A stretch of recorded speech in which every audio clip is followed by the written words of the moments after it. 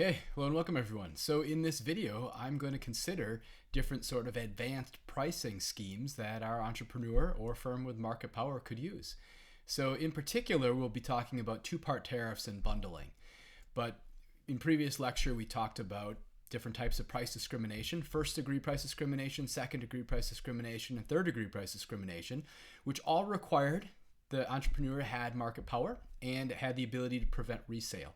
Here, we're going to further consider applications of something that operationalizes second-degree price discrimination, in particular, two-part tariff and bundling. And then I'll think about dynamic aspects of pricing kind of near the end. All right, so advanced pricing. In particular, our two-part tariff is going to be a way to be able to extract additional surplus when we have kind of this unusual circumstance that I'll describe. So if we have consumers who are choosing both whether to buy and then how much to buy, two-part tariff might be relevant. In particular, we might charge some entry fee, some access fee that gives consumers the right to therefore purchase the good at whatever is the per unit price. So we see this with like Costco, or in the old days, Sam's Club, where you'd pay this membership fee to be able to then go into this warehouse store and be able to purchase in large quantities at whatever is the lower per unit or per volume price or whatever. There's other examples though. Bars with cover charge, Disneyland, you'd pay access fee and then you'd pay for rides or different sorts of things. Think of like a stadium, or for a venue where you go to like some concert or something where you pay the ticket price to get in and then you're able to buy the highly priced concessions.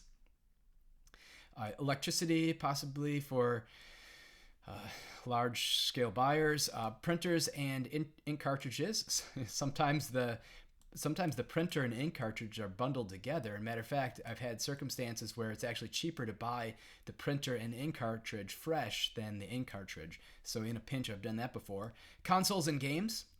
Basically, the idea is you have this system. There's different components, razors and razor blades, right? Where you're paying to be able to use whatever is the product, and you have some fixed component, some fixed fee, and then you have some per unit fee. And then maybe gym membership with different classes that they might have in addition to your regular membership. But there's a variety of circumstances where you might have something where there's a fixed component and then some per unit, some variable component, some membership fee. All right.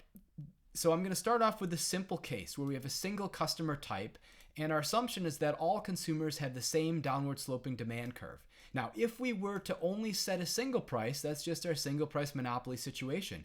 You'd produce the quantity corresponding to where marginal revenue equals marginal cost.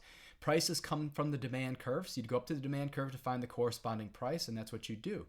This area right here, these triangles, this large triangle would be consumer surplus. This would be deadweight loss, and then profits would be this rectangle. And that's good, but not great, because you'd presumably want to be able to extract more profits and do so in a way that's not going to introduce as much inefficiency into the market. Two-part tariff will let you do that. So you could use the tariff T to extract consumer surplus at any per unit price P. With one consumer type, the optimal is to set price equal to marginal cost. And remember, think back to principles of micro. If price is equal to marginal cost, that's our competitive market. That's going to maximize market efficiency. If we had a horizontal demand curve, if we had a horizontal marginal cost curve, downward sloping demand curve, consumer surplus will be the entire triangle. And so that area is going to be maximized. However, you could set the tariff, you could set the fee equal to that consumer surplus at that price, and you could fully extract surplus. Matter of fact, this would look just like the first degree price discrimination situation, but with a much smaller informational requirement, because you do not need to know each individual's willingness to pay, nor do you need to block resale. You just need to set an access fee and then a per unit price equal to marginal cost. Of course, there's no per unit profits. There's no markup if price is marginal cost. However, you are able to capture all the surplus. So this is a situation that's perfectly efficient. This is the demand curve. Here's constant marginal cost. Set price equal to marginal cost. The entire area under the curve would be producer surplus, because that's going to be this tariff. Now, if you were doing standard price equal to marginal cost pricing and you did not have the fixed access fee, this whole area would be consumer surplus. And that would look just like a competitive market. All right, so here's an example. Now let's consider a situation with multiple types of consumers. So mobile data is the example. We'll set a tariff. That's going to be the monthly fee the consumer is going to pay for access to the network. The price is going to be the amount the consumer is going to pay per megabyte used. Quantity is going to be the amount of data the consumer purchases each month. Assume we have two types of consumers, 1,000 of each. We have our hardcore consumers with demand given by Q is equal to 60 minus 60p. Casual with demand is equal to, or Q is equal to 30 minus 30p. We'll assume a fixed cost of 15,000 per month and assume our marginal cost of providing an additional megabyte is 0. That's not unreasonable. There's a lot of situations, especially with modern entrepreneurship, where you're dealing with information goods where the marginal cost might be 0. So the marginal cost of 0 assumption is not unreasonable. All right, so now we have two types of pricing strategies. The first is you could set a single price. That's not two-part tariff, right? That's just standard single price monopoly situation. Or you could set a two-part tariff, and now you've got a decision. Do you go for the hardcore group? Do you go for both groups? How are you going to do this? All right, so here, suppose we're charging a single price. Again, not two-part tariff. This is going to be the standard single price monopoly situation. We are assuming we can't even do third-degree price discrimination. We can't set a different price in the hardcore group and in the casual group. We have to pool these demands and treat them as one. If so, we'll get our market demand curve. I'm just summing up these two demand curves, getting our market demand curve, 90,000 minus 90,000p, getting our inverse demand curve, which is actually what you'd graph with a vertical intercept of 1, right? If we were to do this, then our marginal revenue has the same vertical intercept, twice the slope, so it'll be Q over 45. Or you could set up the maximization problem as I do here. Revenue minus fixed cost. So here, why not marginal cost? Well, marginal cost was 0. So revenue minus cost is 0 minus fixed cost, okay? So here is the revenue portion. This ultimately is boiling down to the revenue maximization problem because the marginal cost is 0. Well, I mean, you can do that kind of in your head because we know that the revenue maximization is going to correspond to the midpoint of the demand curve. So it's going to be what, price of 0.5, and it's going to be a quantity of 45, right? So we've got this here, or you could actually do the calculus, fine. So take the derivative and then solving, yep, we're going to get a quantity of 45,000, price of 50 cents. And then our profits here, $7,500. Good. Your single price monopoly, you've got two types of consumers and you're extracting monopoly profits. Good.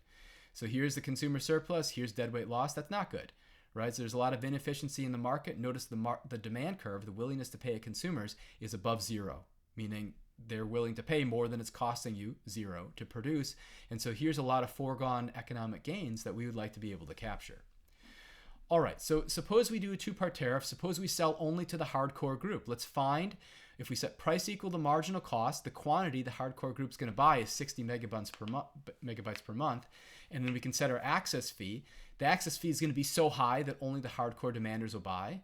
So if we do that, here's their demand, set price equal to 0. Why? Well, this is assuming we have a homogeneous group of demanders. We're ignoring our casual demanders, and in that case, you're going to set price equal to marginal cost, which is 0. We can calculate the area of that triangle. It's going to be 1/2 base times height. So 1/2, 1 times 60, right? Vertical intercept was 1. Here we have 60, 1/2 base times height. If you just did base times height, that'd be a rectangle. So we want 1/2 base times height. Comes out to 30 because half of 60 is 30. Good. So we're going to have 30 times 1,000 minus 15,000. Our profits are 15,000. So that's not bad. Look, we doubled our profits by selling a two-part tariff just to our hardcore demanders. But then the question is, where's our casual customers? Maybe we want to try to serve them as well. So I've got an idea. Let's set a lower tariff to keep our casual customers in and therefore capturing our maximum profits. Now the problem is we realize the reason why the casual customers didn't buy is because their consumer surplus at the price of 0 was smaller than 15,000. So they're not going to pay that access fee. They're going to want something much lower. All right, fine. And at the individual consumer level, 15,000 is in the aggregate for 1,000 consumers. For individual consumer, the hardcore consumer is paying $15 or $30 a month. And so that's too much for our hardcore demanders. Too much for our casual demanders. Our casual demanders would only want to pay $15 per month. All right, so what we're going to do is let's lower the access fee, but let's raise the per unit price. And so we're going to give back some on the access fee. We'll make up for it by charging a higher per unit price, something higher than 0. So what I'm going to do is I'm going to set consumer surplus of the casual group equal to this equal to this expression, I'm going to set the tariff for the casual group, for both groups, equal to consumer surplus of the casual group at some optimal price P that we're going to find. So if I get an expression for consumer surplus of my casual group, I can do this. For my hardcore demanders, this is my demand. For my casual demanders, here's my demanders. This is what I did for my hardcore demanders. I'll just set this here for a second. You see, we already did this. Fine. So here, if we want to keep the casual consumers, I'm recognizing their horizontal intercept of their demand curve is going to be 30, right? Suppose the price is 0. 30 minus 0 is 30. Yep, this is 30. Their vertical intercept is 1. We saw that already. And so I'm going to charge some price that I'm going to find, some optimal per unit price. And this optimal per unit price I'm going to find through calculus, through an optimization. But notice the area of this triangle is a function of this price, right? Think of this area. It's going to be 1/2 base times height. This side is 1 minus P bar. And this right here is going to be quantity associated with the P bar. So 30 minus 30 P bar. Okay, so I've got this expression, 1/2 base times height. Let's factor out a 30, and now I get 15, 15 times the quantity, 1 minus P bar squared, right? That's this. That's where this came from, right? That's from this area. That's from this area here. Okay. What this is effectively going to do is I'm going to set my access fee equal to consumer surplus of my casual group at this price that I need to find. I'm going to give up this area because this is my demand for my hardcore demanders. We're not going to get this from them. However, I'm going to get these per unit profits from my casual demanders. I'm going to get this twice from both groups, and I'm going to get this area from my hardcore demanders. Right? So what's ultimately going to happen, what I'm going to do is I need to find this optimal price. If I'm talking about optimal, I want to do maximization or minimization. I'm going to do optimization. Maximization is trying to maximize profit. So here's going to be profit as a function of price. This is 2 times the 1,000. This is the 2,000 consumers we have, right? 1,000 of each type are choosing this, and then I'm going to choose P bar to sell to both groups. Here's my consumer surplus, my tariff as a function of price of consumer surplus of my low group as a function of price times 2,000. I'm going to get 2,000 consumers paying my access fee. Here's my revenue for my hardcore group, my 1,000 hardcore demanders times price times quantity is revenue. Quantity is a function of this price that I'm finding. Here's the price, right? Revenue from hardcore demanders. And then here's my revenue for my casual demanders. And then here's my fixed cost. Notice my marginal cost is 0. Suppose marginal cost was not 0. This would need to be 1,000 times price minus C times quantity, right? So my term would be P would be 1,000 times the quantity, P minus C times Q, right? And so that's what would happen. But here, that C is 0. So it's just 1,000 times P times Q. Okay, so what this ends up being, if I replace those expressions that I've got, let's see if I can raise this up a little bit. I don't like how this is doing. So I still don't like how this is doing. Sorry.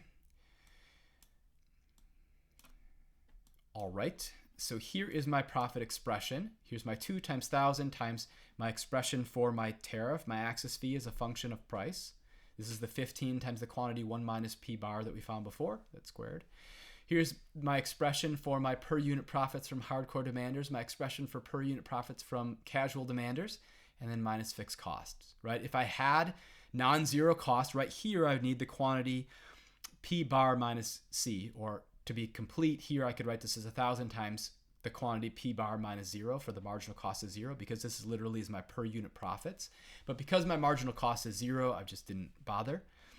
To solve, well, we want to take a derivative, take the derivative with respect to price. And if you do that, you'll get the optimal price is going to be 0.25. Plug this back into this expression to find my optimal tariff, right?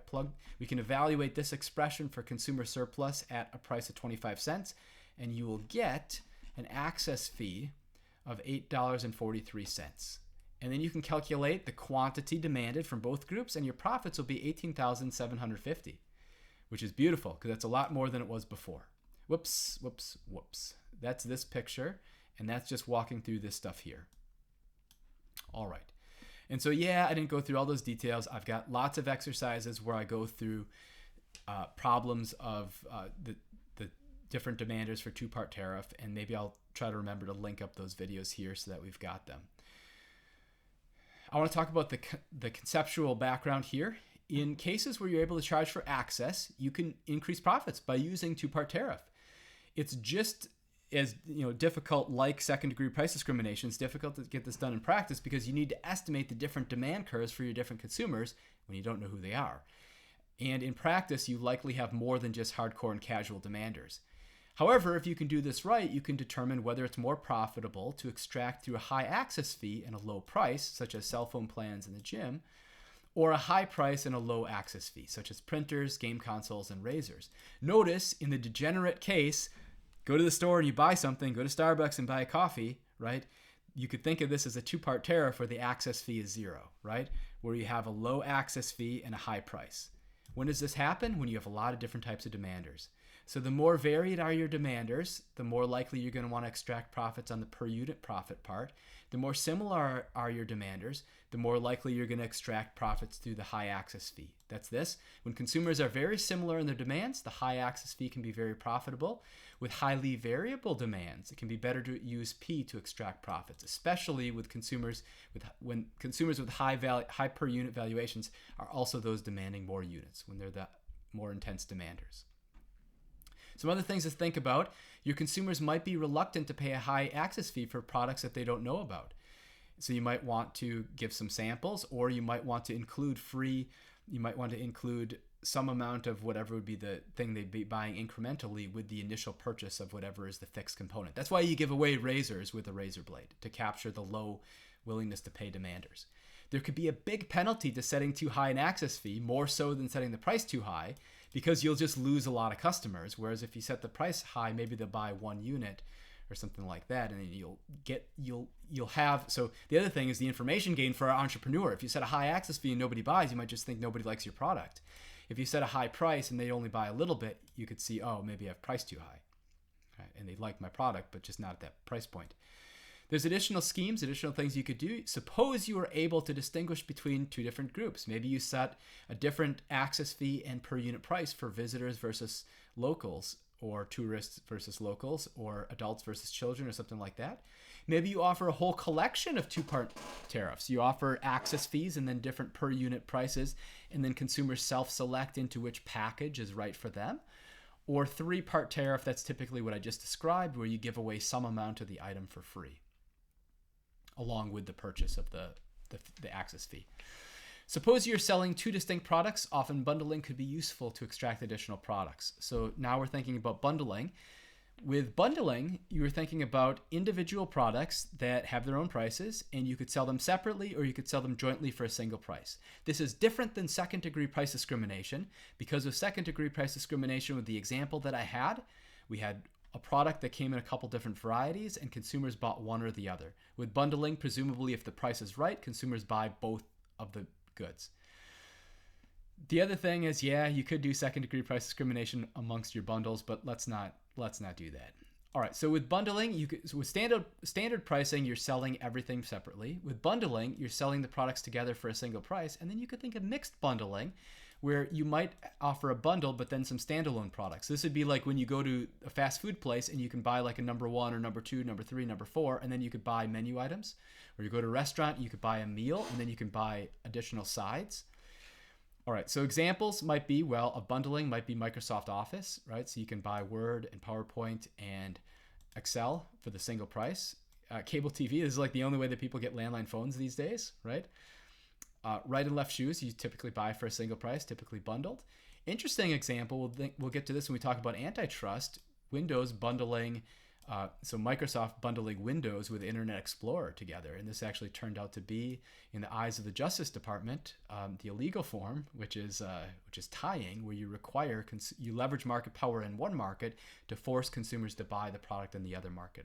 That is not what we were advocating for here. We're talking about a situation where we're not abusing market power.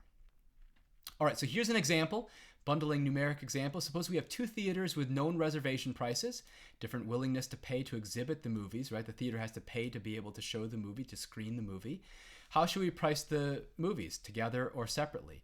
We have theater A, we have theater B, we have Gone with the Wind, and we have Getting Gertie's Garter. And as you might believe, now I have not seen either of these movies. I've heard that Gone with the Wind is like a famous movie, but Getting Gertie's Garter happened at the same time. This is a historical example, and movie theaters didn't only want to show one, so they forced them to buy both. That's how they found that's how they were able to make a market for Getting Gertie's Garter. And indeed, this is an interesting case that maybe we explore with through the lens of antitrust. Anyway, so here, let's just focus on the pure bundling application. Suppose Theater A's willingness to pay is $12,000 for Gone with the Wind. Theater B's is $10,000. For Getting Gertie's Garter, Theater A is willing to pay $3,000 and Theater B $4,000. What about in case 2? What's the difference? Well, notice here Theater A has the high willingness to pay. Here Theater B has the high willingness to pay. Here Theater A has the high willingness to pay in both cases, and Theater B has a low willingness to pay in both cases. So this is, case 1 is negatively correlated preferences. Case 2 is positively correlated preferences. All right, whoops, let me switch over to where I have this prepared. Suppose we were to rent the film separately. The max for Gone with the Wind that we charge would be $10,000. That'll get both theaters to buy. And the max for Getting Gertie's Garter, pricing separately, would be $3,000. That'll get both their theaters to buy. So I'll get both A and B to buy, and my revenue would be $13,000 from each theater, or a total of $26,000. You might say, oh, why don't I just set Gone with the Wind at $12,000? You can, but your revenue is going to be $12,000. And suppose you set Getting Gertie's Garter at $4,000, your revenue is going to be $4,000. Now your total revenue is $16,000, and that's all you're getting. Here, yeah, I'm only getting $13,000 from each theater, but since both theaters are buying, that's $26,000. What about the bundle? Well, to find out how we should bundle, what I want to do is I want to sum up my reservation prices. And so my sum of my reservation prices is going to be, so for the price of the bundle, let me just do this here. So for bundle, that's great. That's wonderful. So for my bundle price, for Theater A will buy the bundle for $15K, which is good. We could set our bundle price at $15K and get $15K. That's more than $13K, but less than if we were to set the bundle at $14K. Because if we sell the bundle, this is 10 plus 4. If we set the bundle at $14K, we can sell that to both. So the max for the bundle will be $14,000 to get both A and B to buy. My revenue is going to be $28,000. Look, it pays to bundle in this situation because rather than selling separately and getting $26,000, I sold the bundle and I got $28,000.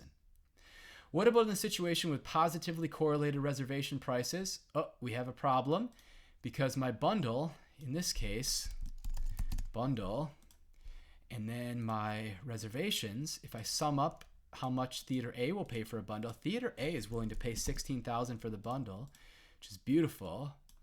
Theater B is willing to pay $13,000. I could sell the bundle for $16,000. That's all my revenue. Good, not great. Matter of fact, that's what happens if I price separately up here. What if I set my bundle for $13,000? Now my revenue for my bundle is going to be $26,000.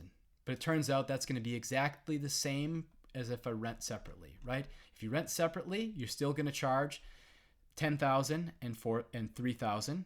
So we're going to get $13,000 from each. So renting separately, my pricing is going to give me $26,000 in revenue.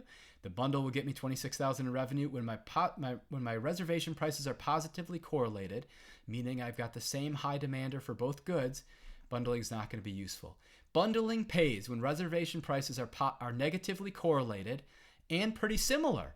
Look what drove this one. These are similar demands. 12,000 versus 10,000 is pretty close. 3,000 versus 4,000, pretty close.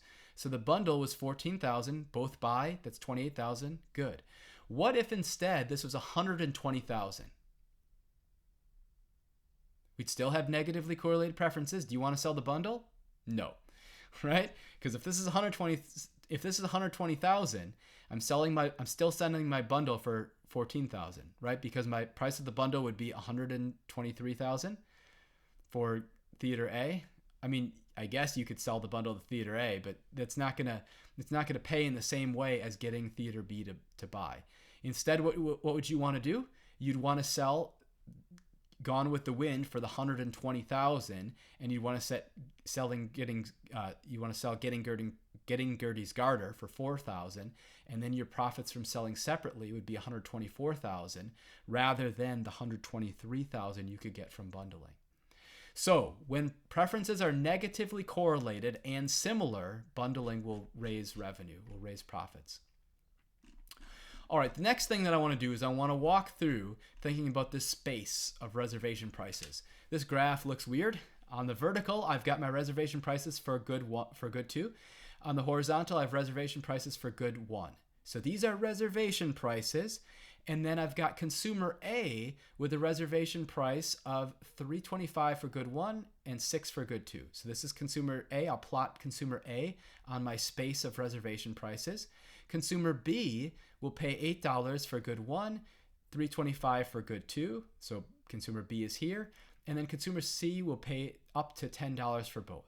To give you a sense of what's going on here, these are just plotting each individual consumer relative to these hypothetical reservation prices. Suppose I set a price of $5 for good 1 and $5 for good 2. Who buys? If the price of good 1 is $5, consumer B has a higher reservation price than $5. Their reservation price is $8, so they'll buy, and consumer C will buy. If I set the price of good 2 at $5, consumer A will buy and consumer C will buy. Right? What if I set the price at $15? Nobody will buy because that's way out here, right?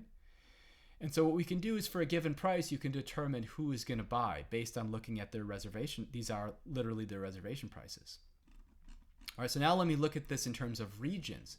If we've got many consumers and the products are sold separately at price P1 and P2, we can divide the consumer space into groups, right? So this is still on the horizontal, my reservation price for good 1. On the vertical, my reservation price for good 2. If I have hypothetical price of good 1 for product P1 for good 1 and hypothetical price of P2 for good 2, those with higher reservation prices will buy good 1. So everybody to the right, everybody with a higher reservation price than P1 will buy good 1. That's in region 1 and region 4. So in region 1 and region 4, that's these people. That would be like consumer C and consumer B. Or if I'm looking at prices higher than P2, that's going to be region 2 and region 1. That's going to be like consumer A and consumer C from my example from before. What's happening in region 1, reservation prices above the asking prices. So both good 1 and good 2 are going to be purchased. Good 1 and good 2 are going to be purchased in region 1, right? Good 1 and good 2 because these people have high reservation prices beyond P2, higher than P2, and beyond P1, higher than P1. In region 2, this is where the reservation price for good 2 is above P2, and it is below P1. So they're only going to buy. So in this case, the consumer. Oh, let's see. So did I do this? Did I do this backwards? So this consumer, this reservation price for good 2 is above P2, so they're going to buy good 2, and it's below P1, so they're not going to buy P1. So they will only buy 2. Only buy 2, and that's indicated by this right here. In region 3, let's see, they're not going to buy anything because the reservation prices are too low, right? They're not going to buy anything. These are the people whose reservation price is smaller than P2 and smaller than P1. These are the people not buying. And in region 4, they're only buying good 1, right? They're to the right of P1, but they're below P2. So these people buy both good 1 and good 2. These people buy only good 2. These people buy only good 1. And these people don't buy anything, right? So that'd be like consumer C buys both goods. Consumer B buys only good 1. Consumer A buys only good 2. And then if I had like a consumer D, they're not buying anything. All right. The whole point of this is now to say, what if we sell as a bundle? What's going to happen? Well, if I sell as a bundle, I'm going to bisect the area into the group 1, which is buying the bundle, and group 2, which is not buying the bundle, right? So I can think of this line PB. This is my reservation price for good 1. This is my reservation price for good 2. We can locate PB on here. Let's look at this. Let's try to locate the price. Whoops. I wonder if I can. What I want to do. If this is going to give me. I need to get a shape. Is what I need to do. All right. So suppose this is my bundle price. Look what's going to happen. If this is the price of the bundle, everybody that's closer to the origin is not going to buy. I'm going to lose them. Everyone beyond the bundle is going to buy. It doesn't change life at all for the people in region 3, nor does it change life for people in region 1. But now some of the people in good 2 are going to buy the entire bundle. Some of the people in region 4 are going to buy the entire bundle. Some of the people in region 2 would have bought good 2, they're buying nothing. Some of the people in region 4 would have bought good 1, they're buying nothing. So think about where the bundle is relative to those regions. If the bundle's way out here, that's really bad. If the bundle price is back here, well, that's better. And so think about what's happening and what the price of the bundle is doing relative to bisecting this space. So the consumers are comparing the sum of the reservation prices, R1 plus R2, to the bundle price, because they're looking at the single price and thinking how much they would have paid individually and then deciding whether to buy. They will buy if their reservation price is higher than or equal to the bundle price. So the dividing line is going to be, let's just solve this right here for PB. The dividing line is going to be this right here, or R2 is equal to PB minus R1, where R2 would be like our Y and R1 is like our X. Okay. Here's my comment. Some of the people in region 2 might have bought if the good was priced separately. Think of like the reason for mixed bundling. They're lost to the firm if bundled. The firm has to check. You have to actually check if bundling is superior given these dynamics. So let's just look. Let me make this consistent with the movie example from before. So the previous movie example, here's how this would have worked. So reservation price for Getting Gertie's Garter, reservation price for Gone with the Wind. It was $14,000 for the price of the bundle. So the bundle I've stretched this with intercepts $14,000. Theater A would pay $12,000 for Gone with the Wind, $3,000 for Getting Gertie's Garter. Theater B would pay $10,000 for Gone with the Wind, $4,000 for Getting Gertie's Garter. There was no water in there. It's going to be a long rest of the video. So these demands were negatively correlated, so bundling is going to pay. Well, the way that we constructed the bundle was relative to Theater B, so indeed they're going to be on the bundle line. And then Theater A is actually going to get some surplus. And this is just checking that that was consistent with that line.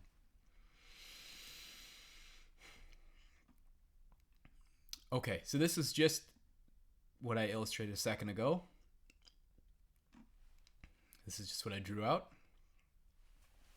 Profitability of bundling depends on how correlated people's tastes are.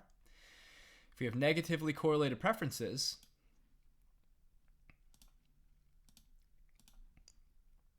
oh great, I got a super thick line. All right, here's my bundle. Negatively correlated preferences works well. Positively correlated preferences works not as well. And so this is the reason why positively correlated preferences didn't work. Because exactly those who would have bought both are going to buy both, and exactly those who aren't going to buy either are not going to buy, aren't going to buy the bundle. Right, so you need negatively correlated preferences for bundling to work, and positively correlated preferences. That was like this example back here. This was negatively correlated preferences was case 1, positively correlated preferences was case 2. You need negatively correlated preferences for bundling to work out. All right, now I want to talk about dynamic aspects of pricing. So there can be situations where your pricing now is going to affect future demand. So there's some situations where there might be switching costs. Maybe there's habits.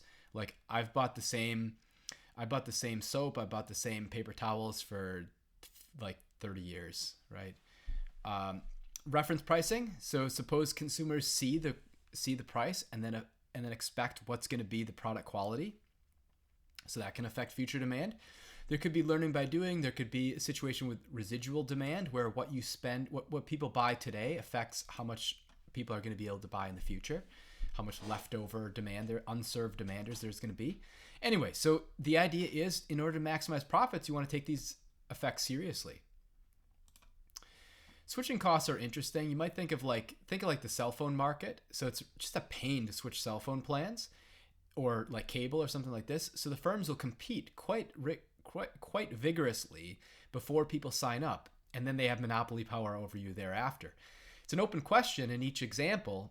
Does the market power, or does the oligopoly power of firms in telecom or in cable or streaming services, do they fully extract it? Because they do have to compete for consumers in the initial period.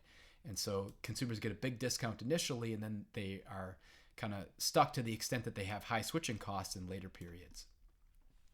Anyway, to maximize profits, you want to take into consideration these possible effects. This can lead to optimal pricing patterns that are either increasing or decreasing over time. So you might start with low prices, raise them later, or start with high prices and lower them later. Start with low prices and raise them later is like the lock-in example where there's high switching costs for consumers.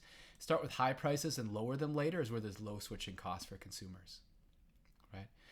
So sometimes the fact that the consumer's buying the product currently makes them more likely to purchase the product in the future. So like if you're in an apartment complex in Chicago and they raise your rates for the next time you're going to sign your agreement, it's because they know that it's really costly to have to move out.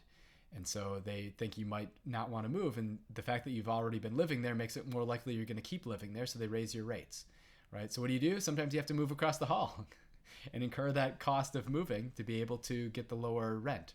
I don't know. So I know people that's happened to. So what's going on here? Well, there's habits that lock people in. There's information. Maybe you have a great product. People don't know it, but over time they discover, and then they're willing to pay more in the future.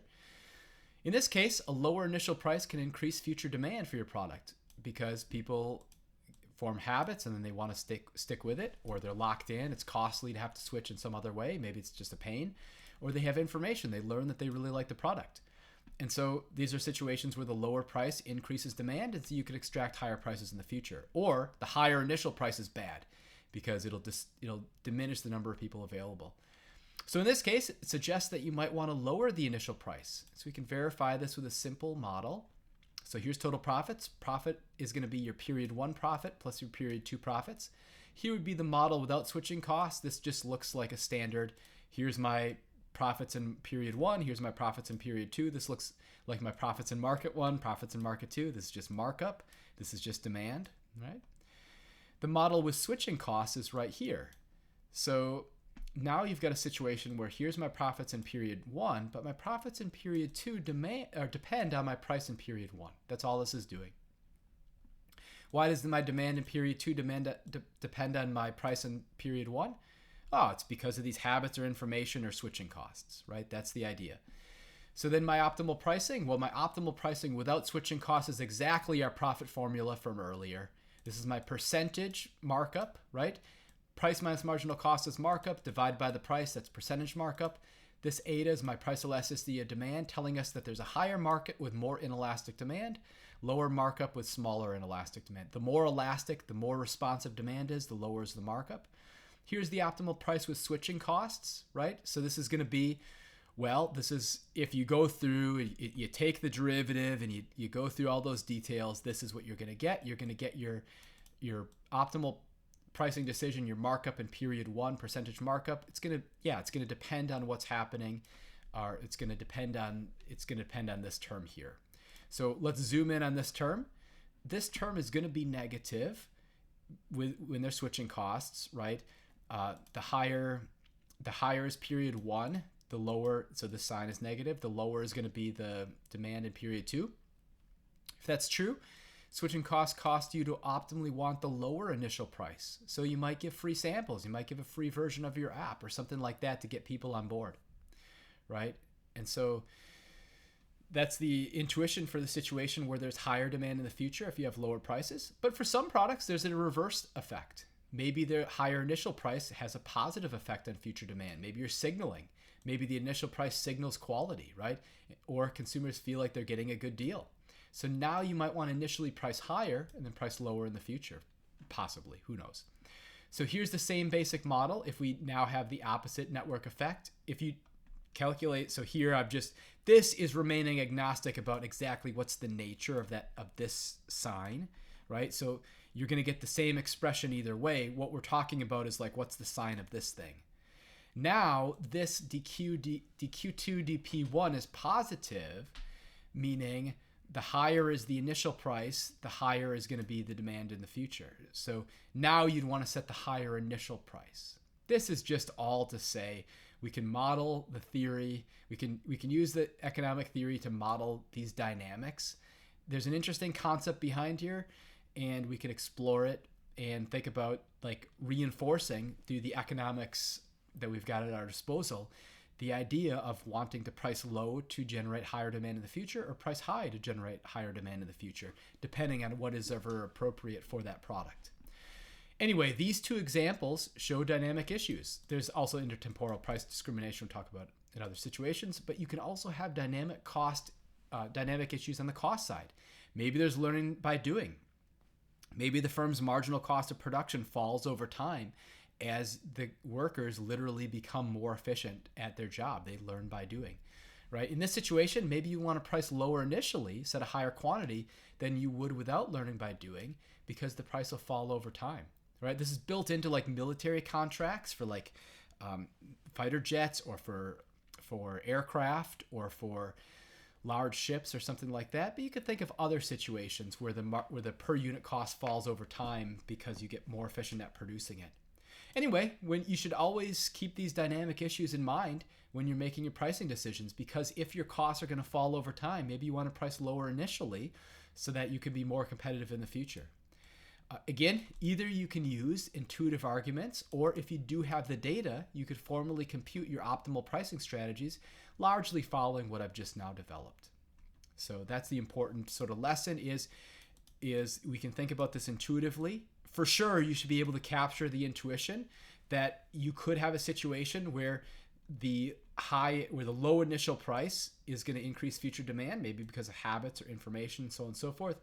Or you could have a situation where higher initial price has a positive effect on future demand, right? We can think about this conceptually, and largely that's going to be the way that I'll look for applications. Or if you actually do have data, you actually do have the demand curves, you could formally compute these optimal pricing strategies, and that would be an empirical exercise for those, however, in your future entrepreneurial activities, I suppose. Anyway, I sure hope you enjoyed this video. Go ahead and conclude here.